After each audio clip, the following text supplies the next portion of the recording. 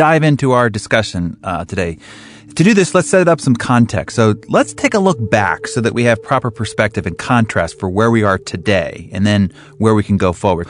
Describe how business marketing and business communication worked prior to the explosion of social networking and the online world from your perspective. I think one thing for everybody who's listening to understand is I built Wine Library on the backbone of traditional marketing as much as I did with new media and social media, right? And so I did billboards and outdoor mail and direct mail and full page ads and magazines and newspapers and radio and all that stuff. And so to me, it's changed enormously. I mean, when I think back to the late 90s when people were still laughing that I launched an e-commerce site and how that was a fad to where we are today is scary. Now, what's happened in the last 5 years, which is probably what we really want to focus on, is the fact that social networks really represent the maturity of the internet itself. And what I mean by that is the consumer web really launched in 1995 with Windows 95. I know it's been around way before that, but the internet that we all know is really since 95, right? We're talking less than 20 years. And so since we're at the 18-year-old mark,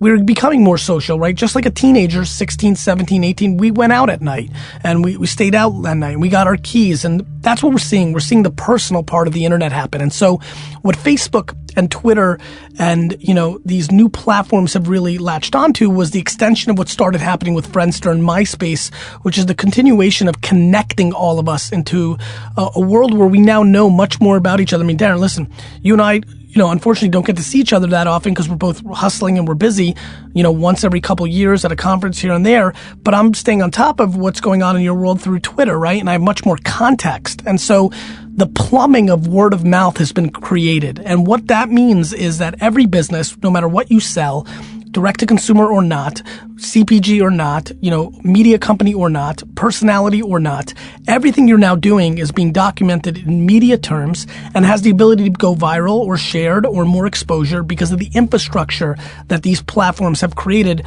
to really extend word of mouth and build your brand through that channel.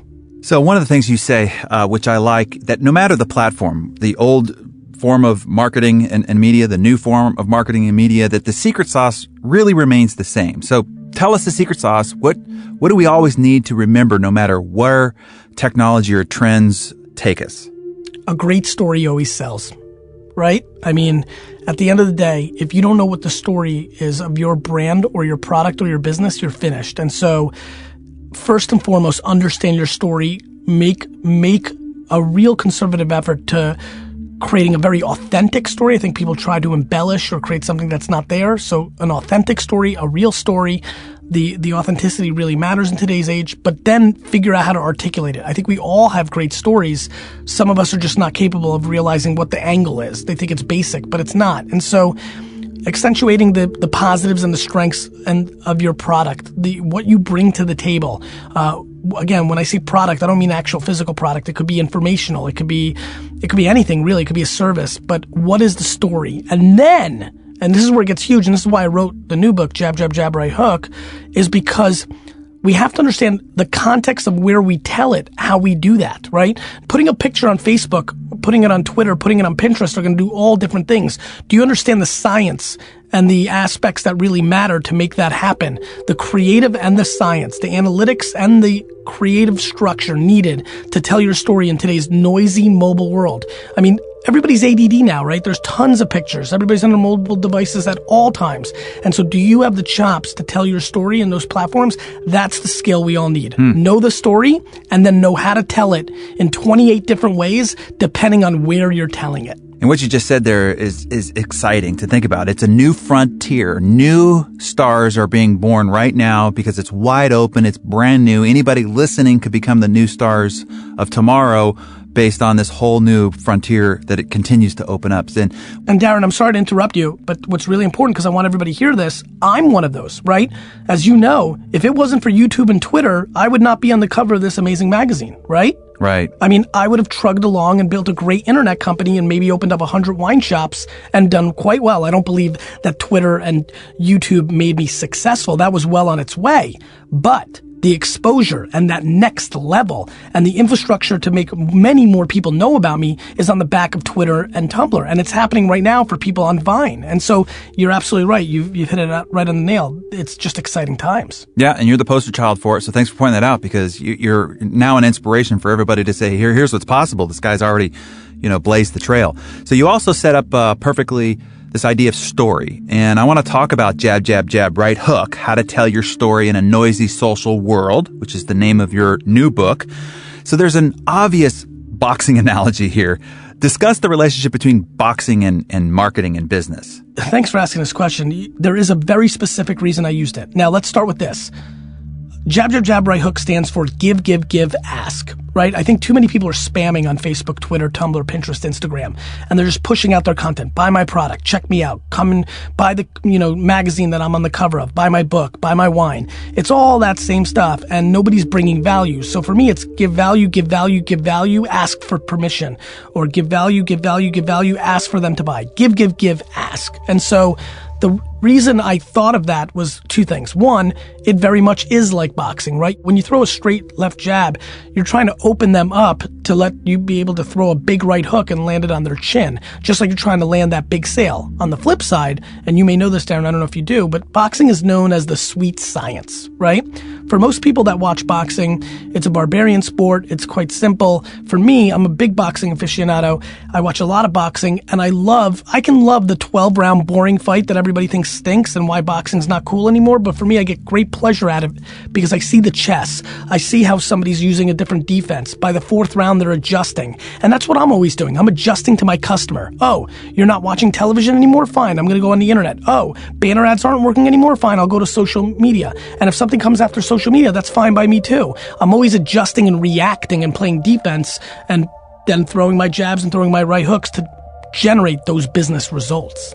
So let's do some boxing/marketing training here and define what a jab looks like in business marketing. Obviously, that depends on the person's business and so forth, but just provide a variety of ideas so that people listening can go, oh, I get it. Let's use a vitamin supplement company, right? Let's use that as an example, right? So you're trying to sell some supplements. You've got this great value proposition. You want to tell the world that if you take my supplement, you'll get stronger, you get healthier. Well, if every time you're on Facebook and Twitter, you're just saying, we're great, or retweeting somebody saying something good about your product, or putting out an offer for, free shipping on a container for $19.99, you're not doing anything. You're just spamming and pounding the consumer. More commercials. Here's what a jab is. A jab might be an exercise recommendation. So I'm going to call myself Gary's supplement, okay? And the post on Gary's supplement on Facebook that I push out to everybody it's a picture of a guy doing push-ups. The title above the picture says 13 push-ups a day keeps the doctor away.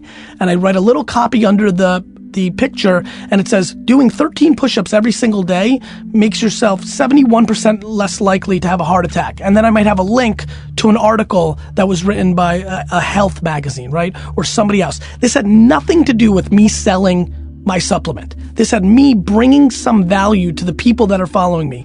Knowing that if you're buying health supplements, that you're probably into exercise, I gave them a jab. I gave them something of value. I'm curating an interesting piece of information and not trying to sell my product. That's it. It was a simple, I gave you something. And by people sharing and liking that and commenting and then seeing that I'm not always selling to them, next time when I do 4 more versions of that, maybe I have a recipe. Maybe the next day I post something on Facebook that's, 12 super fruits that everybody should be eating. And I talk about guavas and pomegranate and achi berry and all this stuff. And so that's another jab. And then maybe on Friday, after doing 3 things that look like what I just told you, I put out a right hook, right? I put out a status update that says, free shipping this weekend on the supplement. Now what's going to happen is, since I didn't do that every single day, I bought equity with my audience. They see that I'm there to be a media company and bring them value as much as being a retailer and selling them something. And that's where the value starts coming in. Okay, great. So let's say that we've trained them up on what great looking jabs look like. Now let's go for the right hook. And you say there's always 3 characteristics of a great right hook. So outline those for us. To me, the one characteristic, I'm going to keep it very basic so nobody gets confused, is this simple answer. Make sure it's obvious and crystal clear and direct to the point. Darren, I think one thing that and you can probably agree with me on this because you're a user and you pay attention, you're following things on these platforms. Everybody's trying to disguise their ask. Do you know what I mean? Right. They're like saying something about their product, but they're linking to the product. It's like, I call it half pregnant. And so my thing is, if you're giving great, clear jabs and you're bringing value, when you go for the right hook, make the call to action obvious and understand the platform. On Instagram, if you throw a right hook, you can't link out to your product. So you have to do it differently. But on Facebook and on Twitter, a very clear action of, I threw a right hook today, which is buy my book. That's all it says. Buy my book. It matters to me. Please support me. And a link to the Amazon site. And that's it. And I didn't try to disguise it. So when I throw a right hook, it's very clear and concise. So don't be bashful to throw the right hook. Make it very obvious and make it easy for somebody to do it. Meaning, if you say, hey, sign up for my service, don't let it link to some site where they have to hit another link. No, let it go right to the shopping cart, right to the moment, right to the landing page. Very concise and real. Don't be bashful to ask for it. Land that direct right hook. That's good. That's such great advice because there is so much deception and you're thinking you're being sneaky and you're not. You're just losing credibility. You mentioned platform there, and I know that you've been involved with what seems like every social platform as it comes to light. Even sometimes as an investor. Give us your insider secret. How can we be where our customers are, be there from the start, and be telling our story in a way that makes them want to hear more? Let me give you a black and white thing that everybody should be doing. Number one, if you are in business and you're not going to retire in the next 5 years and you're not going to the Apple iTunes store every day and looking at the top 100 apps that are free paid apps on Apple's iTunes stores, you're making a huge mistake. Darren, you can go to the Apple iTunes store and check out the top 100 apps and see what number 1, 2, 3, 4, 5, 6 are. Now, inevitably, more than half are games, right? But when you see Vine is number 2, you have to take that seriously as a business person. You need to download that app and you need to see what the kids are doing, because the more you can understand what they're doing, the more you know this is going to become real eventually. So number 1, tangible advice, open the iTunes store every day, once a week at the latest, right? Make it a routine and go through all the 100 apps, spend an hour, download 8 of them, sign up for them, play with them for, this is an all-in 3-hour process. 3 hours for once a week is a lot of time, but not to stay on top of it. Number 2, there's a couple of websites, whether it's techmeme.com, which is techmeme.com, whether it's techcrunch.com, whether it's mashable.com, whether it's allthingsd.com. Those 4 technology sites are always writing about the sites that are getting hot, whether they're Snapchat or Wanelo or whatever they may be. And so I put in the 5 hours of research a week needed. I put in more, but thinking about how busy everybody here is, and you don't have to sit down and do it. You could be, sitting in a hallway for 30 minutes in a waiting room, your meeting's running late, just open your phone. This all can be done mobile now. Maybe you sleep 30 minutes less, but the 5 hours are there. The 5 hours to put in the work a week are there to read the articles, to look at the App Store, and that's literally all I do, and I stay on top of it way better than everybody. I just put in the work for this stuff. It's not complicated. I just gave it to you, but now are you going to step up and put in the 5 hours every week? That's up to you. Fantastic. Now, before we get too much further, Gary, I want you to tell us what you found makes a story great. So give us an example of a great story to illustrate what we should be doing with our own storytelling efforts. Here's a great story. Okay, so you're selling something direct to consumer, right? You're listening right now and you sell something on the internet, direct to consumer, and you've got a nice little business. Let's say you're doing a $3 or $4 million a year business. Now, what story can you tell? You can tell all about the product, right? And we've all done that. It comes from the forests of Ghana, and it comes from this superfruit, or this, that, and the other thing, or it was knitted with bull's hair. Like all these great stories. But you know what stories I really like, Darren, that I think a lot of people are missing? What about Rick? What about Rick in your shipping department? He's got a story. The guy that shipped every single product to every customer in the country is a guy by the name of Rick. He works in a warehouse in Austin, Texas, and he's got a story. I'll give you this, and this is going to really help everybody understand who at least followed this. Sports Center, ESPN. So remember in the 90s when all of a sudden their commercials started being about their sportscasters and not the athletes? That was brilliant.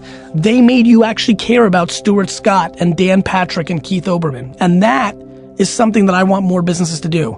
Your story. I mean, look, Darren, you don't have to go very far. There are many people listening right now that know that I was born in Belarus, that I had lemonade stands, that I grew up in my father's liquor store business. I've been storytelling my entrepreneurial story, which has been the backbone and structure to allow me to go to where I'm going. And so I think storytelling can be done, but I think equally the storytelling of your employees or people within the organization is a really great place to go. On top of which you can do stories about your customers. But you have to make sure you're not bragging. Just because a customer loves your product, don't make it about them, endorsing your product. Make it about their lives. Make it about that they have 2 kids and they did this and now they tried your product and this happened. So stories are actually everywhere, Darren. As long as they're authentic and real and not embellished and not full of crap, as long as you actually get to the human core of the story, people enjoy that. It's why we love reality TV, and that's not even real, right? Right. Even a scent of it, a hint of it excites us. And so they're everywhere. Yeah, that's great. Now I'm cracking your book here, and I love this line from your book. Content is king, but context is God. So share an example, too, of companies who put the wrong story or content out on the platform and it yielded negative results, and what we should be doing to avoid making the same mistakes with our stories. AT&T just did it, right? AT&T just put out a tweet that they were promoting their cell phone on 9/11. They literally used 9/11 to have a picture of a cell phone taking a picture of the Twin Towers where they used to be, and were using the momentum of the conversation to try to sell their mobile device. Are you kidding me? Yeah. One of the great tragedies in America, and you think you can jump into that conversation, make a picture, post it on Twitter, and think people are gonna think that's a good thing? So first and foremost, sensitivity, right? You've got to be sensitive to the reality of where you can play and where you can't play. Here's another mistake. In my book, there's a case study about Kit Kat. Kit Kat killed it. I love what they did. They did this Facebook status update around the Super Bowl, the 49ers-Ravens Super Bowl that just happened, and they took the Kit Kats, you know how you can break them apart, and they made the Roman numerals of the Super Bowl that it was. It was perfect. It's the thing that I believe in. And they posted it, and they had take a break from the big game, and it was perfect. Everything was great, and I would have used it as a great case study. One problem. They posted that post at 6 o'clock in the morning. So let's talk about this. Most people aren't awake at 6 o'clock in the morning, right? Right. More importantly, the Ravens were playing the 49ers. The 49ers are from San Francisco. Kit Kat brand posted this post at 6 o'clock in the morning Eastern time, which is 3 o'clock in the morning San Francisco time. 3 to 4 is probably the 1 hour in the world where everybody sleeps, right? And so they post this thing about the Super Bowl, and half the fan base doesn't even see it on Facebook because they posted at 6 o'clock in the morning. And so, to me, that's the stuff I get passionate about. It's that tactical. The fact that they posted a great piece of content on Facebook, but they didn't think that most of the people consuming it were 3 hours away and it was 3 o'clock in the morning, made them blow it. So one thing everybody that's listening right now needs to think about is, when do you post these things? So the context, it's the when and the where and the how, not necessarily the what. The only thing I could think of is they thought maybe people in San Francisco at 3 o'clock in the morning getting the munchies would enjoy a Kit Kat.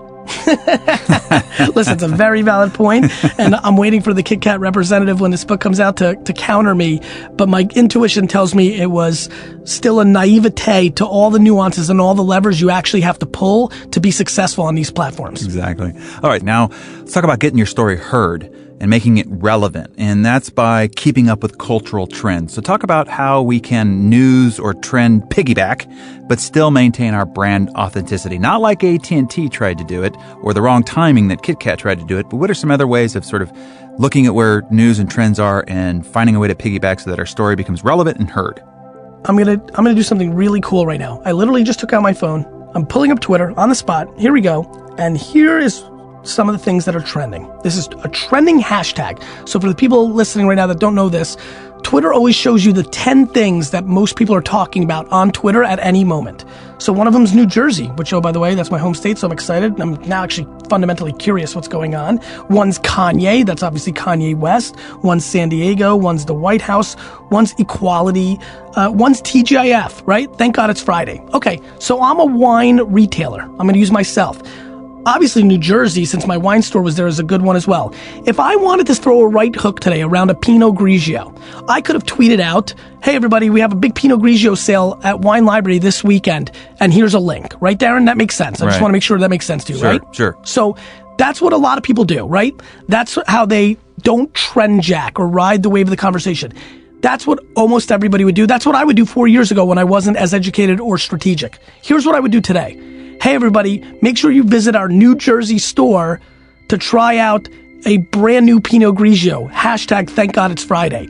Now I put 2 hashtags in there that are trending, and all the people right now, the millions of people that are clicking New Jersey and TGIF will see my tweet. Now they're gonna see a lot of other stuff too, but I'm gonna have this 1 minute to capture hundreds of new people, and inevitably, and I have some real data on this, 66% more engagement, more clicks when you actually do that versus not doing it across a test I ran amongst a lot of brands in February. So that's it. That's what we're talking about. It's about being smart and understanding what people are talking about and then reversing into the conversation what you want to say versus just saying what you want to say. So what's great about that example is, and thanks for doing it on the spot, is it doesn't have to be 9/11 or the Super Bowl in which to trend piggyback. It could be anytime, all day, throughout the day. That's right. This is where I go deeper, right? When people talk about this in marketing, they're talking about the Emmys and the Super Bowl.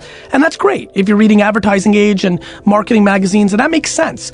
But the problem is every brand and every business and every entrepreneur knows that's coming. To me, it's about nimble, on the spot, back to that counter punching, responding to what's happening. And so now listen, you have to be careful. I just gave you an example. What I would really have done is I would have clicked the New Jersey hashtag and see why. If there's a flood in New Jersey going on right now, I probably wouldn't have used it at this moment because that's sensitive. But if it's because Governor Christie said something funny, I feel okay with that, right? Mm-hmm, mm-hmm. So now, again, as we start to kind of get towards the end of this here, social media for a lot of people seems daunting, right? So I want you to just break this down into easy, workable steps for our listeners. Give us the 1, 2, 3 jab, jab, jab process someone can use in their everyday business. No excuses. They go to the office tomorrow. What do? You sit down and you have a 1-hour meeting with you and your marketing team, or look yourself in the mirror if you're an entrepreneur, and you ask yourself, what business am I in? Right. So again, I'll use myself. If I was unaware of this whole world and I heard this, this audio for the first time and I'm sitting there and I got inspired, and very much like I think a lot of people are as they're listening right now, they're like, what is Gary talking about? This is a whole nother world. I would sit down the next day, meet with Brandon, who runs the store, meet with my dad, who, obviously started the business, a couple of other people, and say, okay, we need jabs. This guy, Gary, said we need jabs. So we're in the wine business. So all we ever do is email out or put on our website, buy this wine, buy this wine, buy this wine. So what I'm hearing from Gary is we need to put out things like this. Did you know? Like, let's put out a Facebook post today or a tweet, or let's make a picture and put it on our Pinterest account, or for the people that are following it on Instagram. So I'll take a step back, Darren. For everybody at home, if you do not have a Facebook and Twitter account for your business, you're out of business. It's 2014. The heck are you waiting for? Then you have to drive people towards them. Use your email list, buy ads, whatever it takes. Build up a little bit of a base. The top number is not the biggest deal, but you need some. Because once you start putting out good stuff, they create virality. They share it and you get more. Anyway, so back specifically to what you're saying, jab, jab, jab, right hook. I would say, guys, we need to start a series called Did You Know? And we do something every Monday. And so literally it's Friday, so I come in the office Monday. That Monday afternoon, through either if I did it on Photoshop or somebody else did, we would put out a picture on Facebook of a bunch of grapes that is Pinot Noir, and it said, did you know Pinot Noir? And it would say, did you know Pinot Noir? It's beautiful. We post it. And then in the writing, because you fill out the picture with some writing, I'd say, did you know that Pinot Noir is the grape that is behind all the Burgundy wines in France? Now, here's why this is a jab. For people that are interested about wine, this is an interesting piece of information. It's kind of learning. It's bringing them value. It's teaching them. They also may share it with a friend that's into wine, right? And so now all of a sudden, there's no hidden agenda. So that's what I would do. The next day, I would do 13 best wines to drink at a tailgate party, right? Because I know it's football season, and I'd get together, and again, no agenda. We may even list some wines that we don't sell. It's a jab. We would put it out there. It'd bring them value. Then maybe on Thursday, I would look around the internet and Google the word wine and Google News, and I would see that some celebrity is really into a new wine, and I would post a post about, Sidney Crawford is into Barolo. Are you? And that's all I would write, and there'd be a picture, and it would link to the article about Sidney Crawford starting a winery in Piedmonte, and she's going to make Barolo wine. 3 pieces of content that are pushed out by my company that had no agenda other than to entertain or inform or educate, right? Mm-hmm. And then on the 4th piece of content, I would put out a free shipping sale for the next 24 hours and then have a link to our website. Here's what would happen. Because the other 3 pieces of content did well, Darren, right? Because we're actually trying to bring them value because they shared it. All of a sudden, Tom shares the piece about Sidney Crawford with his friend Craig, who's never heard of Wine Library, right? Now he follows Wine Library on Facebook because he got it shared. That's what people do. That's how it works. Then on Friday, Craig, for the first time ever, is seeing this free shipping thing from our Facebook post, and now he's converting. We got a new customer because word of mouth is what has always sold products and services, but now we have platforms that actually scale this. The problem is everybody wants to sell all the time, and they have no patience, and they try to close like they're a guy at a bar desperate at 2 o'clock in the morning, right? What they need to be doing is bringing some value, romancing the customer. That's what I did Monday, Tuesday, Wednesday, which bought me permission on Friday to over-execute. Yeah, excellent. So one last question for you today, Gary. As the business marketing world continues to change and evolve, social platforms come and go. Give us a thing that we should always remember, no matter what happens as things evolve, that will fuel our success in sharing our brands with the world at large. Write on a Post-it note right now, the quickest way to go out of business is to be romantic about how you make your money. And if you feel comfortable about how you make it and you're not paying attention to all the trends, that's how you get caught. There's some guy who was making a ton of money selling horses before Henry Ford created the car, right? Walden Books and Borders Books was crushing it before Amazon came out. They watched Amazon happen. It was right in their face and they poo-pooed it. They didn't think it was going to be real. And so that's the thing, Darren. Forget about all the nuances and the details we went into. It's the religion of knowing that if you're not trying to put yourself out of business, somebody else is. And so you have to evolve and you have to change. I'm always blown away by these 30, 40, 50-year-old entrepreneurs who killed somebody, and I'm using killed because I love the competition of business. They put somebody out of business just a decade ago because they went online and did SEO and their competitor didn't. And now people are doing social and they're like, I'm like, don't you know that's what somebody said about your SEO? I mean, like, you've got to evolve. You got to keep evolving. And that's the game. Otherwise, you're just not going to be relevant. You're going to be vulnerable. When new things happen, you get more upside. Let me say that again. When new things happen, you get more upside. Facebook ads are better and more effective and cheaper today than they will be in 24 months, just like Google ads were 10 years ago. So that's my overall thought, man. I mean, I'm desperately always trying to put myself out of business. Well, that was the proper shake of the shoulders from Mr. Gary V. Always entertaining, always enlightening. And I want to thank you for the great consultation today. If you want more from Gary V., certainly crack your current issue of Success Magazine. Then race down to the bookstore if they still exist, or go on Amazon and pick up a copy of Jab, Jab, Jab, Right Hook. There's more great nuggets inside there waiting for you. So, Gary, thanks so much for being with us here at Success. Thanks for sharing your great inspiration with our audience. Thank you, my friend.